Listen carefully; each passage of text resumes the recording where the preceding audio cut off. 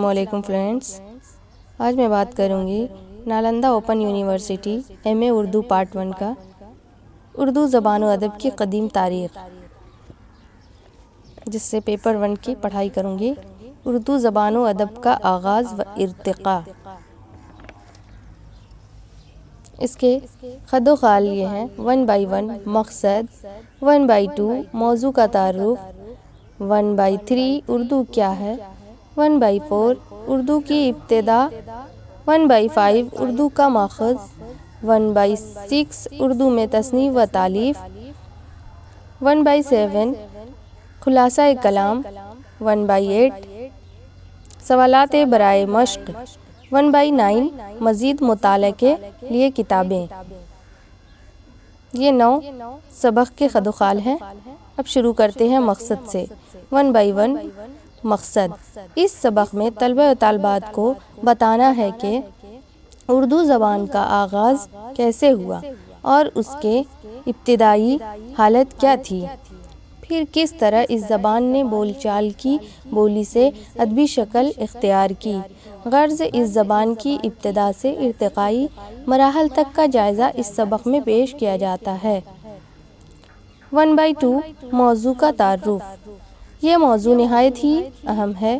اس سبق میں پہلے اردو پر گفتگو ہے، یہ کس زبان کا لفظ ہے اور اس کے معنی کیا ہیں، پھر اس کے ارتقائی مراحل کا جائزہ پیش کیا گیا ہے۔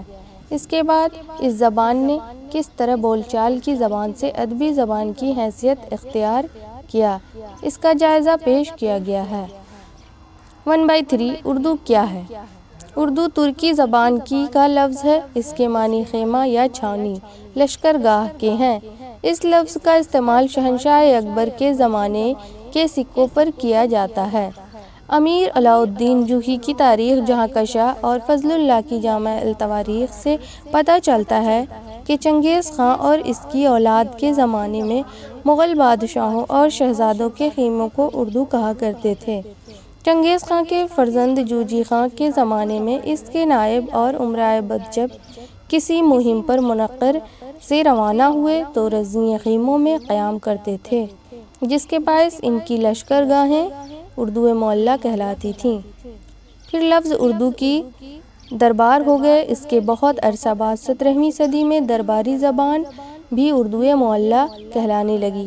جب فضل البادشاہ نے قاری کے مقابلے میں اردو کی سرپرستی کی اور خود بھی اس میں پڑھنے لکھنے لگے تو رفتہ رفتہ اردو زبان کے لیے اس طویل ترکیب زبان اردو معلیٰ کے بجائے صرف لفظ اردو باقی رہ گیا۔ 1/4 اردو کی ابتدا۔ اردو کو 19ویں صدی کی ابتدا تک ہندی، ہندوی، دہلوی، ریختہ، ہندوستانی، دکنی، گجراتی جیسے مختلف زبانوں سے جانا جاتا تھا۔ جس وقت مسلمانوں نے ہندوستان میں قدم رکھا اس وقت یہاں ہندی نام کی کوئی زبان بولی نہیں جاتی تھی۔ حضرت امیر خسرو کتاب نسب پہر میں ہندوستانی کے جو نام گنوائے ہیں ان میں بھی ہندی کا ذکر نہیں ملتا ہے۔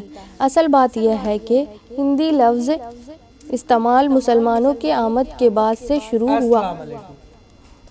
مسلمان یہاں کی ہر زبان کو ہندی کہتے تھے، یہاں تک کہ عربی کی کتابوں میں سنسکرت کو بھی ہندی سے موسوم کیا گیا ہے۔ امیر خسرو نے تو کئی جگہوں پر ہندی یا ہندوی کا لفظ استعمال کیا ہے، پھر اس کے بعد ہندی کا استعمال عام ہو گیا۔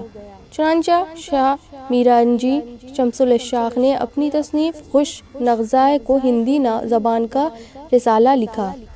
اس طرح میر تقی میر، میر حسن دہلوی اور مصطفیٰ نے اپنے تذاکروں میں شورائے سخن آفرینیہ ہندی اور سخن گویان ہندی کے نام سے موصوف کیا ہے۔ شاہ عبد القادر دہلوی اور شاہ رفیع الدین دہلوی نے قرآن شریف کا ترجمہ جس زبان میں کیا ہے اسے زبان ہندی کہا ہے۔ اردو کی ابتدا 1193 عیسوی میں، یعنی اس وقت हुई जब मुसलमान पौने 200 बरस तक लाहौर में मुतमक्किन रहने के बाद तुर्कों और अफ़गानों की क़यादत में दिल्ली में दाखिल हुए। इब्तदा में दिल्ली तहज़ीबी मरकज़ होने के बजाय फ़ौजी छावनी की हैसियत रखता था, इसलिए बाज़ लोगों का ख़याल है कि उर्दू एक मखलूत ज़बान है। क्योंकि मुसलमानों के हिंदुस्तान में दाखिल होने के बाद हिंदू मुस्लिम कौमों में इख्तिलात शुरू हुआ। इस इख्तिलात के नतीजा में इस ज़बानों का आगाज़ हुआ, यानी शऊरी तौर पर जब दो लिसानी ग्रोह समझौता करते हैं और कुछ अपनी ज़बान के और कुछ दूसरी ज़बानों के अल्फाज मिलाकर काम चलाने लगते हैं तो एक मखलूत ज़बान का आगाज़ होता है। लेकिन उर्दू को मखलूत ज़बान कहना दुरुस्त नहीं है, क्योंकि इस ज़बान की नशोनुमा का अमल तरकीबी है। यह आर्याई ज़बान है जिसका ताल्लुक़ ज़बानों के सबसे अहम और सबसे बड़े ख़ानदान यानी हिंद यूरोपी के शाख हिंद आर्याई से है। हिंद आर्याई की सबसे हैरत अंगेज़ और काबिल ज़िक्र ख़ुसूसियत उसका तवील और मुसलसल इर्तिक़ा है, जो 1500 क़ब्ल मसीह से लेकर आज तक चला आ रहा है। उर्दू के इर्तिक़ा का ताल्लुक़ जदीद हिंद आर्याई से है। हिंद आर्याई के 3 अदवार हैं: क़दीम दौर, मुतवस्सित दौर और दौर जदीद। हिंद आर्याई दौर का जदीद दौर अपभ्रंशों का दौर है।